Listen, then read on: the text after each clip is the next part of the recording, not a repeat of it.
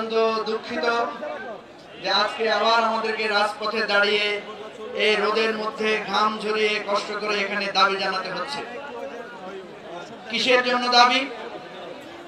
যে আমার ভাইকে খুন করেছে, যে আমার ভাইকে গুম করেছে, যে আমার বোনকে ধর্ষণ করেছে, যে আমার অধিকার কেড়ে নিয়েছে, দিনের পর দিন আমাকে ভোট দিতে দেয় নাই, যে আমার দেশের লক্ষ লক্ষ কোটি কোটি টাকা বিদেশে পাচার করে বিদেশে শান শওকতে জীবন ধারণ করেছে, ওই চোর খুনি, ওই সমস্ত খুনিদের বাংলাদেশের রাজনৈতিক অধিকার আছে কিনা সেই বিষয়ে ফয়সালা করার জন্য আজকে আমাদেরকে আবার রাজপথে আসতে হয়েছে।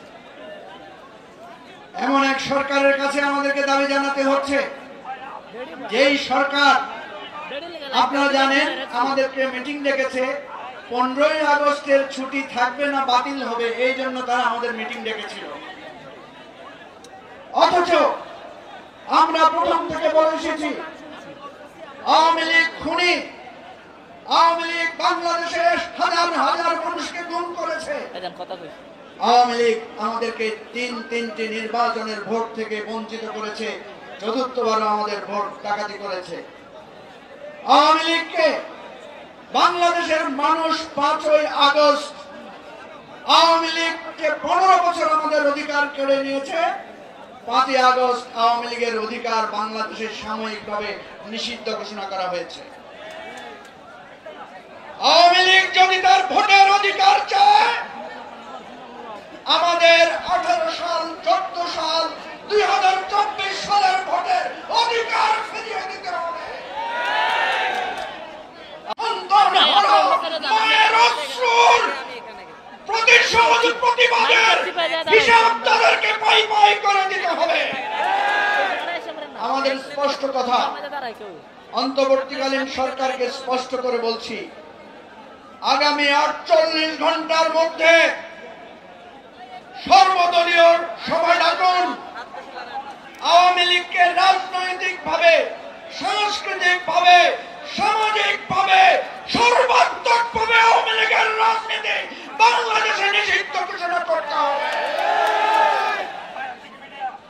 আমাদের 2টা বিষয়ে বিতর্ক, আশা করি সকল রাজনৈতিক দল এখন একমত হয়েছে।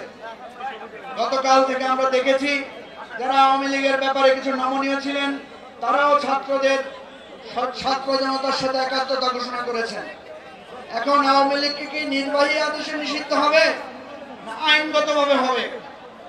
আমাদের দাবি হচ্ছে আওয়ামী লীগের প্রত্যেকটা অপরাধের বিচার করতে হবে। শুধু আওয়ামী লীগকে দলীয়ভাবে রাজনীতি নিষিদ্ধ করলে হবে না।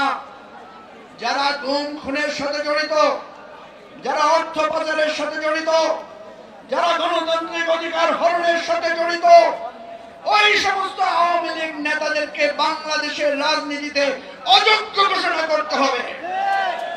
এই অযোগ্য অগণতান্ত্রিক খুনিদের বাংলাদেশে কোনো রাজনৈতিক অধিকার থাকতে পারে না।